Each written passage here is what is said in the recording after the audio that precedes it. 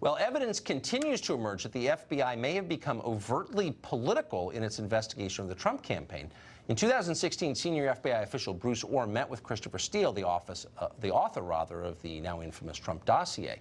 Now, more than 2 years after it would have been helpful to know this, it has come out that Orr shared intel from the Steele dossier with colleagues at the FBI, colleagues who are now part of the Mueller investigation. It's all kind of amazing and unsettling. Congressman Devin Nunes represents California, obviously on the Intelligence Committee. He's been following this since the beginning. Congressman, thank you very much. Great to be with you. So without getting, this is very complex, and we haven't covered it every single night, but in the simplest terms, what does this tell us?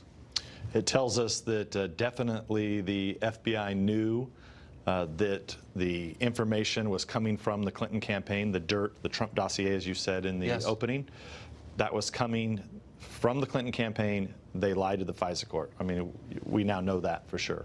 Now, we would know a lot more if the spying authorization from the FISA court, the application to the FISA court, were made public. The president pledged that he would do that. That's right. He was stopped by his attorneys. Do you think at some point he will override their judgment and release those documents? Yeah, what I've recommended to my friends and colleagues and people over at the White House is they need some kind of transparency office, because the government's gotten so big, you've got so many of these different agencies, that there needs to be someone in the White House where the President of the United States, who's the boss, can make that decision and make it quickly. Because, like you said, this is 2 years. We should have known about this at least a year ago, if not more. So we saw on Friday morning Roger Stone, for the alleged crime of lying, was surrounded by armed FBI agents with automatic rifles and arrested. And it reminded all of us that lying to a federal agent is a crime, and lying under oath is a crime. There's been a lot of lying in Congress, as you well know. In order for those liars to be prosecuted, they need to be referred to the DOJ by the Congress. Is that going to happen? Can you imagine Peter Strzok, for example, being referred to DOJ, or Jim Comey? Yeah, so we're going to make several referrals. And don't forget, one of the frustrating things is that Chuck Grassley, Senator Grassley, actually made a referral on Christopher Steele, the British agent who worked for the Clinton campaign.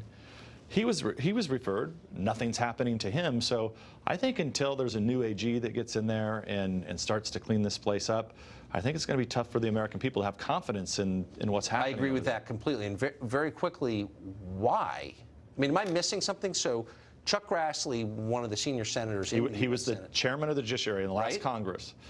It's quite clear that Christopher Steele wasn't telling the truth. Quite clear, and yet it's just languishing at the Department of Justice somewhere, not acted upon. We haven't heard anything that it is. So we're working. So a lot of people think that just because Republicans are out of power that we're not conducting an investigation. We still are.